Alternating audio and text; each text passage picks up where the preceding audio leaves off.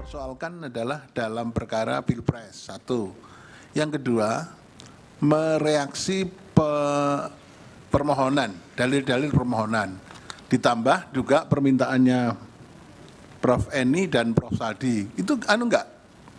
Teman-teman yang dihadirkan sini. Kalau cuma data-data begini kan kita memang kan. Jadi malah pusing enggak fokus ke arah apa yang dipersengketakan. Gimana Pak Ketua? Izin yang mulia. Yang kami sampaikan adalah mengenai tadi pertanyaan dari Prof. Eni mengenai siaran pers Bawaslu yang kemudian juga menjadi dalil salah satu dari para pemohon. Ini kami sampaikan bagaimana si Waslu itu bekerja, dan kemudian yang kedua adalah bagaimana proses dari provinsi itu masuk datanya ke pusat. Ini akan gambarkan pada dua saksi ini yang mulia. Nanti yang selanjutnya adalah saksi ketiga, keempat, dan selanjutnya mengenai kasus-kasus yang dibahas, yang didalilkan oleh para pemohon yang mulia. Kasus-kasus misalnya di DKI Jakarta, masalah abdesi, masalah itu akan kami sampaikan pada... Bisa ya nanti disampaikan saksinya ya. Pak Ari Dirmanto, untuk Kalimantan Timur apa yang... Saudara sempat mengikuti apa yang dibocorkan oleh para pemohon ini tidak? Iya, yang mulia. Di mana yang ada keterkaitan dengan apa yang dibocorkan oleh para pemohon ini? Nah, terkait dengan apa... Pertama kami perlu jelaskan di Kalimantan Timur tidak ada laporan ya, laporan dari pemohon pasangan nomor urut 1 ataupun 3 ya, terkait dugaan pelanggaran di pemilu di Kalimantan Timur. Tapi kenapa Bapak dirandomkan untuk memberikan keterangan? Nah, ini terkait dengan dalil siaran pers yang muncul di salah satu pemohon. Nah, kami ingin menerangkan soal peristiwa-peristiwa yang ada di siaran pers itu terjadi di Kalimantan Timur. Kalimantan Timur. Ya. Tapi Pak Rahmat, mana yang berkaitan dengan yang dipersoalkan pemohon dari mana saja nih? Supaya kita utamakan. DKI. Yang DKI, yang mulia, Banten, kemudian Jawa Tengah yang mulia. Dan Jogja masalah TPS janggal. Baik, kalau begitu dari Jawa Tengah dulu, kebetulan berurutan. Pak Nurholik, silakan. Baik, terima kasih yang mulia. Assalamualaikum warahmatullahi wabarakatuh. Waalaikumsalam. Yang kami hormati yang mulia Mahkamah Konstitusi, para pemohon, termohon, pihak terkait, sesuai dengan penugasan pimpinan Bawaslu RI, kami dalam kesempatan ini ingin menyampaikan beberapa hal peristiwa penanganan pelanggaran yang kemudian ada relevansinya dengan dalil-dalil yang disampaikan para pemohon, khususnya yang lokusnya di wilayah Provinsi Jawa Tengah. Yang mulia yang kami hormati, yang pertama perlu kami sampaikan bahwa Bawaslu Provinsi Jawa Tengah telah mendapatkan laporan dugaan pelanggaran administratif pemilu yang disampaikan oleh Saudara Listiani WSH pada 6 Februari. Terlapornya adalah KPU Provinsi Jawa Tengah yang pada pokoknya menyampaikan bahwa adanya dugaan 502.564 DPT yang dianggap bermasalah. Laporan ini kami register dengan nomor register 001 LP_ADM_PP _BBWSL_Prof _14.00_2 Romawi 2024 tanggal 6 Maret. Dalam proses pemeriksaan persidangan, pada akhirnya laporan ini oleh Bawaslu Provinsi Jawa Tengah kemudian diputuskan terlapor dinyatakan tidak terbukti secara sah dan meyakinkan melakukan perbuatan melanggar tata cara, prosedur atau mekanisme sebagaimana yang didalilkan oleh pelapor berkaitan dengan DPT yang invalid. Terhadap putusan ini yang mulia, pelapor mengajukan koreksi ke Bawaslu Republik Indonesia dan Bawaslu Republik Indonesia mengeluarkan putusan yang pada pokoknya menguatkan putusan Bawaslu Provinsi Jawa Tengah. Berikutnya yang mulia, Bawaslu Kabupaten Temanggung, Provinsi Jawa Tengah juga menangani proses penanganan pelanggaran dugaan tindak pidana pemilu yang ini adalah berdasarkan hasil penelusuran atau hasil pengawasan dari jajaran pengawas pemilu di Kabupaten Temanggung. Kegiatan yang dilakukan oleh Kepala Desa Ngelondong di Kecamatan Paraan dengan mengumpulkan beberapa kepala desa. Ini setelah dilakukan penelusuran, kemudian dilakukan pembahasan di sentra penegakan hukum terpadu, kemudian Bawaslu Kabupaten Temanggung meregister temuan dugaan pelanggaran tindak pidana pemilu ini dengan nomor register 001/REK dan seterusnya. Kemudian dilakukan klarifikasi dan lain sebagainya. Tapi pada pembahasan akhir di sentra penegakan hukum terpadu yang di dalamnya ada kepolisian, kejaksaan dan Bawaslu Temanggung, unsur tindak pidana pemilunya tidak dinyatakan tidak terbukti dari peristiwa yang ada di Kabupaten Temanggung. Entah demikian, Yang Mulia, perkara ini kemudian diteruskan kepada PJ Bupati Temanggung sebagai salah satu bentuk pelanggaran perundang-undangan lainnya. Berikutnya Yang Mulia, yang berkaitan juga dengan peristiwa yang terjadi di wilayah Provinsi Jawa Tengah,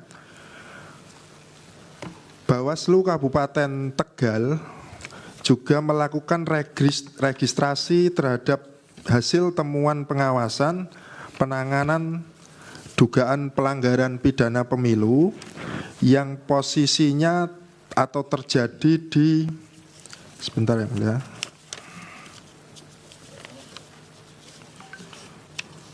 Yang terjadi di Kabupaten Tegal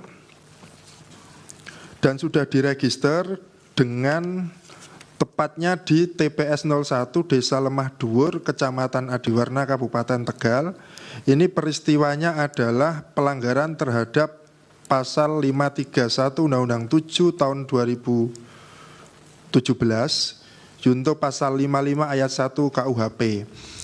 Saat ini sudah ditetapkan 3 orang tersangka dan posisinya saat ini sedang tahap penyidikan di kepolisian. Artinya pada pembahasan akhir sentra Gakumdu, temuan hasil pengawasan yang berujung pada tindak pidana pemilu ini sudah disepakati untuk naik ke penyidikan dan saat ini prosesnya masih ada di kepolisian. Perbuatan apa ini? Ini peristiwanya adalah salah satu tersangka pada saat hari H pencoblosan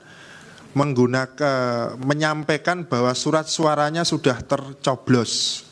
Kemudian 2 tersangka lainnya memicu kegaduhan, satu diantaranya memvideokan, kemudian memviralkan di media sosial.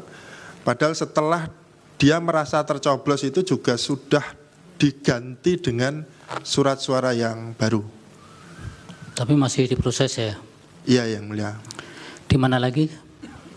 Baik, berikutnya Yang Mulia, ada beberapa laporan dugaan pelanggaran, setidaknya ada 4 laporan dugaan pelanggaran dengan terlapornya adalah KPU Provinsi Jawa Tengah sebagian besar. Pelapornya sama dengan yang laporan pada soal DPT Listiani, yang terhadap laporan tersebut ada laporan dugaan pelanggaran pidana, kemudian penggelembungan suara dan lain sebagainya. Kami dari Bawaslu Jawa Tengah melakukan kajian terhadap 4 laporan dugaan pelanggaran tersebut. Dari hasil kajian awal ada beberapa syarat formil maupun material yang belum terpenuhi. Kemudian kami sampaikan pemberitahuan kepada pelapor untuk melengkapi sebagaimana diatur dalam Perbawaslu 7 tahun 2022, diberikan waktu 2 hari dan sampai batas akhir pemenuhan syarat, pelapor tidak memenuhi syarat sehingga laporan terhadap hal-hal yang demikian itu tidak diregister. Yang Mulia, selain itu kami juga melakukan beberapa penelusuran dari video dan beberapa temuan hasil pengawasan, meskipun yang kemudian tidak cukup terpenuhinya unsur-unsur pelanggaran sebagaimana dimaksud. Yang terakhir misalnya sebagaimana kami sampaikan dan mungkin didalilkan juga oleh pemohon, kami melakukan penelusuran terhadap dugaan pelanggaran pidana PJ Gubernur Jawa Tengah, tapi hasil proses penelusuran terhadap bukti dan informasi yang kami dapatkan, unsur-unsur tindak pidana pemilunya tidak cukup bukti sehingga tidak diregister menjadi perkara dugaan tindak pidana pemilu. Sebentar, yang ada mobilisasi kepala desa oleh Polres ya, ada tidak laporan seperti itu? Laporan tidak ada yang mulia. Laporan secara khusus yang masuk di Bawaslu tidak ada mobilisasi kepala desa oleh Polres. Tidak ada? Tidak ada yang di mulia. Seluruh Jawa Tengah itu? Tidak ada yang mulia. Yang di Kendal mengenai kepala desa juga? Yang di mana yang mulia? Kendal. Kendal. Oh, yang di Kendal itu yang secara khusus soal kepala desa, laporan secara khusus tidak ada, temuan juga tidak ada, hanya ada laporan hasil pengawasan terhadap kegiatan kampanye yang dihadiri Menteri Perdagangan yang mulia. Tidak ada ya? Tidak ada yang mulia. Kalau yang laporan-laporan mengenai bansos ada tidak? Tidak ada yang mulia. Di Jawa Tengah? Ya. Apalagi yang mau disampaikan? Sementara itu dulu yang mulia. Baik. Dari Provinsi DKI, Pak Sahroji. Siap yang mulia, Sahroji dari Bawaslu Provinsi DKI Jakarta, anggota Divisi Hukum dan Diklat. Terima kasih waktunya yang sama-sama kita hormati Ketua dan anggota Majelis Pemeriksa Mahkamah Konstitusi yang kami muliakan, kemudian pemohon dan termohon, pihak terkait, dan pimpinan kami dari Bawaslu Republik Indonesia. Terkait dengan Provinsi DKI Jakarta akan menyampaikan beberapa hal sebagaimana terdapat dalam permohonan pemohon, yaitu terkait dengan adanya kegiatan deklarasi desa bersatu, atau di situ ada Silatnas, kemudian terkait dengan kejadian di Car Free Day Jalan MH Tamrin, kemudian terkait dengan kegiatan yang ada di Pondok Pesantren Luhur As-Saqofah. Yang pertama kami akan menyampaikan terkait dengan kegiatan deklarasi desa bersatu, bahwa pada tanggal 19 November 2023 memang dilaksanakan kegiatan deklarasi desa bersatu atau Silatnas desa bersatu. Bahwa kemudian kami pada tanggal 22 November mendapatkan surat perintah dari Bawaslu RI nomor 898 tahun 2003 untuk melakukan penelusuran terhadap kegiatan silaturahmi nasional atau deklarasi bersatu. Selanjutnya kami melakukan penelusuran. Penelusuran awal dilakukan oleh Bawaslu Kota Jakarta Pusat pada tanggal 22 dan 23. Yang dilakukan adalah mendatangi lokasi acara di lingkungan GBK, yaitu Gedung Indonesia Arena, bertemu dengan pengelolanya, menanyakan data-data terkait dengan pelaksanaan kegiatan tersebut.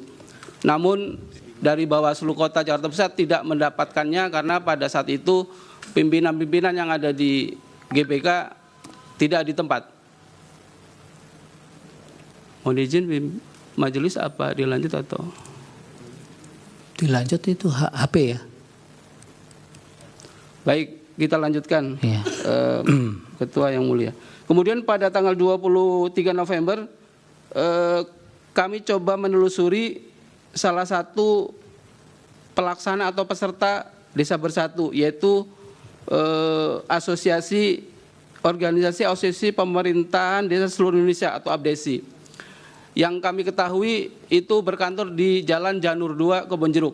Setelah didatangi oleh Bawaslu Jakarta Pusat, ternyata kantor tersebut sudah 2 bulan tidak berfungsi atau tidak digunakan, sehingga informasi tidak didapatkan.